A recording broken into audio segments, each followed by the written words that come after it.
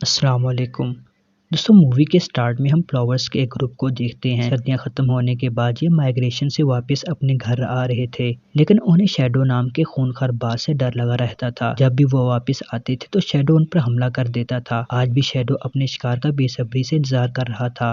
Flowers का leader स्टैना इस खतरे से अच्छी तरह वाकिफ था, इसलिए उसने अपने ग्रुप के आगे क्रीन्स बर्ड को रखा था ताकि उनके डर से शैडो उन पर हमला ना करे। लेकिन शैडो इसके लिए पूरी तरह से तैयार था। वो स्क्वा नाम के एक बूढ़े बाज को उन क्रीन्स का ध्यान भटकाने के लिए ऊपर भेजता है। सारे क्रीन्स उस बाज के पीछे भागते हैं। तभी शैडो उन फ्लावर्स पर हमला कर देता है और स्टेना सबको बचाने की अपनी पूरी कोशिश करता है, लेकिन शैडो एक फ्लावर को पकड़ने में कामयाब हो जाता है। स्टेना काफी दुखी था अपने एक साथी के पकड़े जाने से। उसकी बीवी उसे समझाती है कि अपने आप को इल्जाम ना दो, तुमने अपनी तरफ से पूरी कोशिश की। कुछ दिन गुजर गए। स्टेना और उसकी बीवी के अंडे से एक चूजा निकला जिसका नाम उन्होंने प्लोई रखा। और भी सारे फ्लावर्स के अंडों से चूजे निकल चुके थे। स्टेना प्लोई को अपने साथ खाना ढूंढने के लिए ले जाता है। प्लोई ऊपर उड़ते बर्ड्स को देखकर स्टेना से पूछता है कि वो कब उड़ना सीखेगा। स्टेना उसे बताता है कि बहुत जल्द तुम भी उड़ना सीख जाओगे और फिर सर्दियां आने से पहले हमें यहाँ से जाना भी होगा। स्टेना प्लोई को पानी से खाना निकालना सिखा रहा था। तभी वहाँ प्लोवीरा आती है। दोनों साथ मिलकर अपना खाना भी ढूंढते हैं और उन दोनों में काफी अच्छी दोस्ती भी हो जाती है। रात होने के बाद स्टेना अपने ग्रुप की गार्डिंग करता था ताकि शैडो उन पर हमला न करे। तभी वहाँ उसे किसी के आने की आवाज सुनाई देती है। वो देखता है वहाँ स्क्वा आया था। वो उससे पूछता है कि तुम यहाँ क्यों आए हो। वो बताता है कि वो उनकी मदद करना चाहता है, लेकिन स्टेना कहता है कि वो एक बात पर कैसे यकीन कर ले। तब स्क्वा बताता है कि अब उसने सब कुछ छोड़ दिया है और अब वो पैराडाइज वैली में जाकर रहेगा जहाँ कोई खतरा नहीं होता, सब मिलकर रहते हैं। वो स्टेना को बताता है कि शैडो कल उन पर अटैक करने वाला है। उनकी बातें प्लोई सुन रहा था। वो स्टेना के पास आ जाता है और कहता है कि उसे नींद नहीं आ रही थी, इसलिए वो यहाँ आ गया। स्क्वा स्टेना को वार्न करके चला जाता है। प्लोई स्टेना से पूछता है कि ये पैराडाइज वैली क्या है।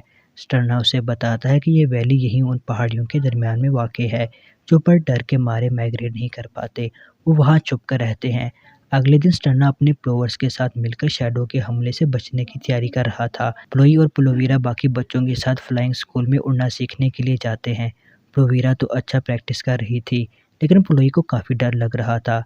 तभी शैडो उन पर हमला करने आ जाता है। सब भागने लगते हैं और स्टेना का उसे पकड़ने का प्लान भी फेल हो जाता है। प्लोई अभी भी उड़ने की कोशिश कर रहा था। तभी शैडो उसे पकड़कर भागने लगता है।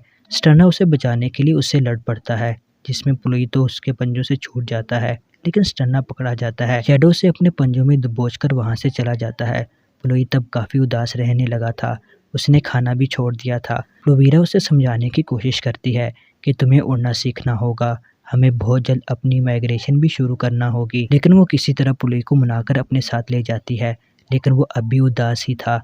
वो कहता है कि उसे नहीं लगता कि वो उड़ सकेगा। वो उड़ने की कोशिश कर ही रहा था, तभी एक बड़ी सी कैट प्लोई को अपने पंजों में दबोच लेती है। वो उसे लेकर एक घर में चली जाती है। प्लोवीरा भी उसे बचा नहीं पाती। वो वापस आकर उसकी मॉम को प्लोई के बारे में बताती है। इधर प्लोई की जब आंख खुलती है तो वो एक पिंजरे में बंद था। वो बाहर देखता है कि सारे प्लोवर्स अपनी माइग्रेशन पर जा रहे हैं। वो प्लोवीरा और अपनी मॉम को आवाज देने लगता है। तभी वो कैट उसके पिंजरे पर झपटती है, जिसकी वजह से वो पिंजरा खुल जाता है और प्लोई किसी तरह से वहां से भागकर बाहर आ जाता है। लेकिन तब तक सब जा चुके थे। वो उन्हें बहुत आवाजें देता है, लेकिन कोई फायदा नहीं। वो जाकर अपने घोंसले में बैठ जाता है और वो डिसाइड करता है कि वो ये विंटर जरूर सरवाइव करेगा। वो वापस से प्लोवीरा से जरूर मिलेगा, इसलिए वो पैराडाइज वैली जाने का सोचता है और अपने सफर पर निकल जाता है। पहली बार उसने बर्फ को गिरते हुए देखा। वो आगे बढ़ता जा रहा था, तभी उसे शैडो दिखाई देता है। वो उस पर झपटने लगता है। वो एक जगह पर छुपकर अपने आप को बचा लेता है और जहाँ वो छुपा था वो एक बड़ा सा बर्ड था जिसका नाम गायरन था। गायरन प्लोई को पकड़कर पूछता है कि तुम अपने ग्रुप के साथ क्यों नहीं गए। प्लोई उसे कहता है कि वो पीछे छूट गया और अकेला रह गया। प्लोई उसे बताता है कि वो पैराडाइज वैली की तरफ जा रहा है। गायरन उसे वहीं छोड़कर चला जाता है। रात को डर कर प्लोई पत्थरों के पीछे छुप जाता है।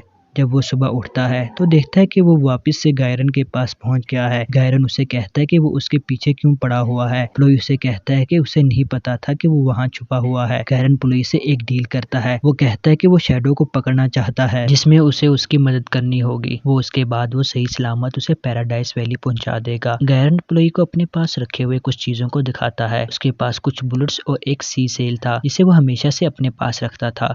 वो उसे एक ट्रैप दिखाता है और कहता है कि वो इसके थ्रू शैडो को पकड़ेगा और इसके बाद उसके ऊपर बुलेट्स फेंक देगा, जिसके फटने से वो मर जाएगा। प्लोई वो ट्रैप लगाकर वहीं बैठकर शैडो का इंतजार करने लगता है और गैरन वहीं पत्थरों के पीछे छुपा रहता है। बहुत टाइम गुजर जाता है लेकिन शैडो नहीं आता। प्लोई को अब काफी ठंड भी लग रही थी। वो जाकर देखता है गैरन वहीं सो गया है। प्लोई को तभी किसी की आवाज सुनाई देती है। वो जाकर देखता है कि एक माउस बर्फ के टुकड़े पर खड़ा था। वो प्लोई से वहां पड़ी छड़ी को पास करने को कहता है। प्लोई उसकी मदद कर देता है। वो माउस उसको थैंक्स बोलकर चला जाता है। तभी बर्फ के टूटने से प्लोई नदी में बहने लगता है। वो नीचे गिरने ही वाला था कि तभी गैरन आकर उसे बचा लेता है। गैरन उस पर बहुत गुस्सा करता है कि वो यहाँ क्यों आया। वो प्लोई को कहता है कि ऐसे ही यहाँ किसी पर भरोसा करना बिल्कुल भी सही नहीं होगा। वो दोनों कुछ खाना ढूंढने लगते हैं। गैरन उसे कुछ पत्तियां खाने को देता है जो उसे बिल्कुल भी पसंद नहीं आता। गैरन कहता है कि उसके बेटे को भी ये बिल्कुल पसंद नहीं था। प्लोई उससे पूछता है कि अब वो कहाँ है। गैरन बताता है कि एक बार वो खाना ढूंढने के लिए गया था, तब शैडो उसकी बीवी और बेटे को उठाकर ले गया, लेकिन एक दिन वो उस शैडो से अपना बदला जरूर लेगा। प्लोई कहता है कि शैडो ने उसके डैड को भी मार डाला और अब वो यहाँ बिल्कुल अकेला रह गया है, लेकिन वो प्लोवीरा को देखने के लिए जरूर ये विंटर सरवाइव करेगा, चाहे कुछ भी हो जाए। गैरन कहता है कि तुम जरूर उससे मिलोगे और कल वो पैराडाइज वैली भी पहुंच जाएंगे। गैरन उसे लोरी गाकर सुलाता है। प्लोई उसकी गोद में ही सो जाता है। तभी कुछ देर बाद एक लोमड़ी गैरन पर हमला करता है और उसे उठाकर वहां से ले जाता है। गैरन जाते जाते उसे वो सी सेल बजाने को कहता है। प्लोई उस सेल को बजाता है जिसके सुनते ही वहां कुछ माउस आ जाते हैं। उनमें से एक वो भी था जिसकी मदद प्लोई ने की थी। वो उन्हें बताता है कि वो लोमड़ी गैरन को ले गया। इधर वो लोमड़ी गैरन को खाने की तैयारी कर रहा था, तभी वो माउस का ग्रुप वहां आ जाता है। प्लोई गैरन को बचाने जाता है और तब तक वो माउस उस लोमड़ी का ध्यान भटकाते हैं। प्लोई गैरन को उठाने की कोशिश करता है और उसे उठाकर बाहर ले आता है।